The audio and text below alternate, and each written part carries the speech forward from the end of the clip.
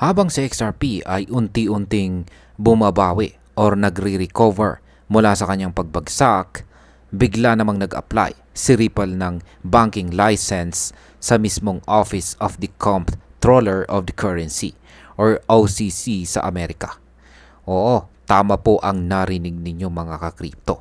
Layunin ni Ripple na maging isang national bank sa ilalim ng regulasyon ng gobyerno ng US.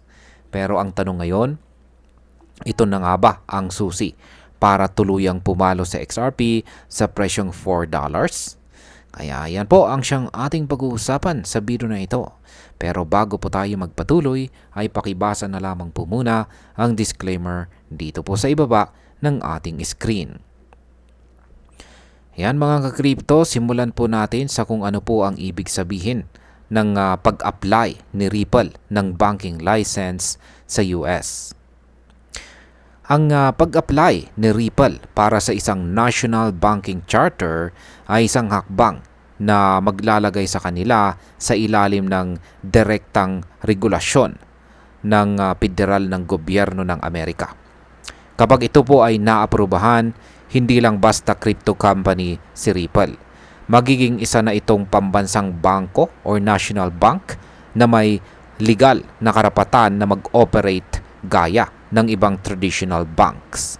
Kasama po sa kanilang planong ito ay ang pagkakaroon ng direct access sa Federal Reserve payment systems. Ibig sabihin ay pwede na silang magproseso ng bayad at mag-issue ng kanilang stable coin na RLUSD kahit 24/7. Ang kanilang subsidiary na Standard Custody and Trust ang posibleng makakuha ng access sa tinatawag na Federal Reserve Master Account. Ang account na ito ay parang VIP lane para sa mga bangko para makisali sa mga malalaking transaction sa financial system. Paano po nito maapektuhan ang presyo ni XRP? Ngayon habang si Ripple ay ginagawa ang malaking hakbang na ito, si XRP naman ay tahimik pero matatag na bumabawi or nagre-recover. Galing po si XRP sa mababang presyo na $3.05 pero ngayon ay nasa paligid na siya ng $3.22. Tumataas ito ng halos 2% sa isang araw lamang. Kapag nagtagumpay po si Ripple sa kanyang application bilang bangko, inaasahan na tataas ang kumpiyansa ng mga institutional investors. At kapag tumaas po ang demand, alam na natin ang kasunod. Lalakas si XRP at posibleng umabot sa presyong $4 o baka mas mataas pa. Ano naman po ang sinasabi ng mga traders at analyst tungkol dito? Ayon po sa veteranong trader na si Ginoong Matthew Dixon, ang banking license ay magbibigay po ng napakalaking advantage sa operasyon ni Ripple. Magkakaroon po sila ng direct connection sa Federal Reserve na maaaring magbukas ng pinto sa mas maraming liquidity at real-time transactions. Dagdag pa dito, sinabi rin ni Ginoong Dixon na ang kakayahang mag-issue ng RLUSD 24/7 ay posibleng maging game changer sa stablecoin industry. Ang tanong ngayon ay kaya bang suportahan ng market volume ang breakout ni XRP mula sa kasalukuyang resistance zone? Ayan, dito naman po tayo sa technical na analysis sa presyo ni XRP ngayon. Kung titignan po natin ang price chart dito ng XRP, makikita natin ang formation na tinatawag na V-shape recovery. Galing siya sa pagbagsak papuntang 3.05 na presyo, pero mabilis itong bumawi pabalik sa presyong $3.22.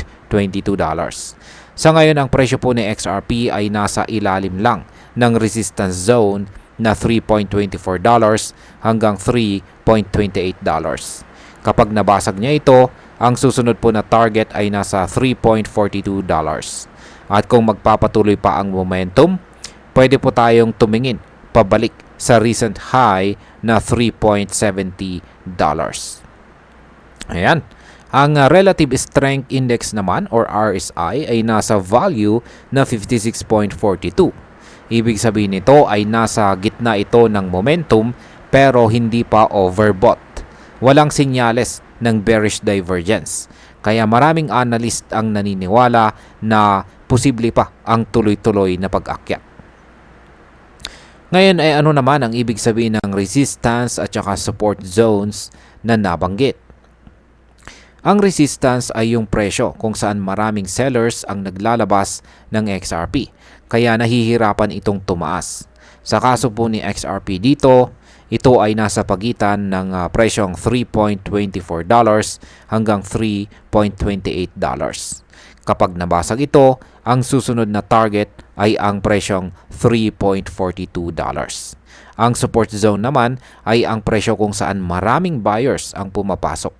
Sa kasalukuyan, solid pa rin ang support na XRP sa presyong $3.15 at $3 hanggang $3.05.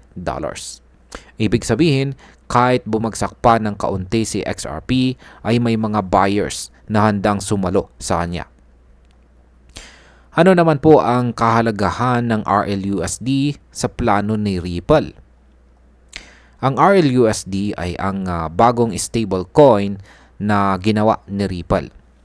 Layunin nitong maging digital dollar na pwedeng gamitin sa mabilis at murang cross-border payments.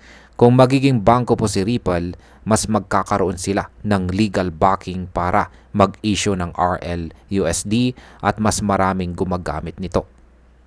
Sa ngayon, isa po ito sa mga highlight ng kanilang banking application.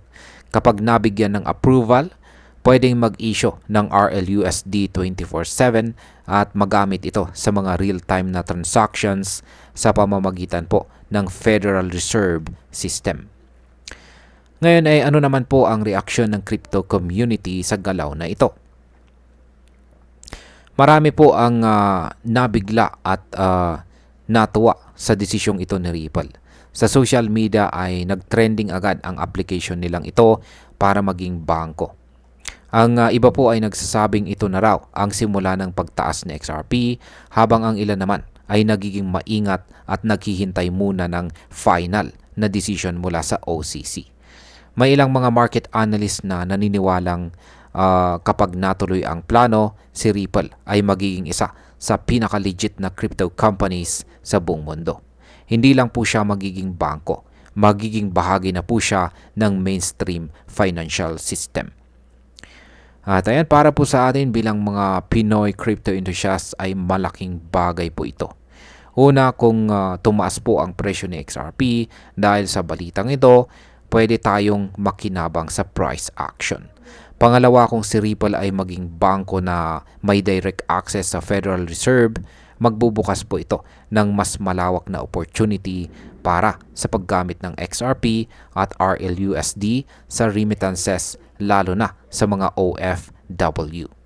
Ang pagtanggap po ng gobyerno ang pagtanggap po ng gobyerno ng US kay Ripple ay parang go signal para sa iba pang bansa na tanggapin din sila.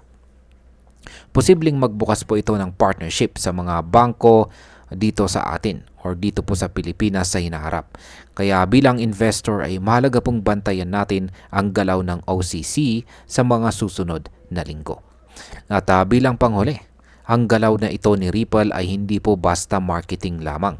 Isa itong seryosong hakbang na gustong baguhin ang papel nila sa financial system. Kung dati ay kalaban sila ng mga traditional na bangko, ngayon ay gusto na nilang maging bahagi nito. Para sa akin, ito po ay isang matapang pero promising na galaw. Kung magiging matagumpay, si Ripple ay magiging haligi ng crypto adoption sa traditional finance. At kung mangyayari ito, hindi malayo na si XRP ay pumalo talaga sa presyong $4 o baka mas mataas pa. At ayan, hanggang dito na lamang po tayo sa video na ito mga ka-crypto. Marami pong salamat sa panonood. Ingat po tayo lagi at God bless po sa ating lahat.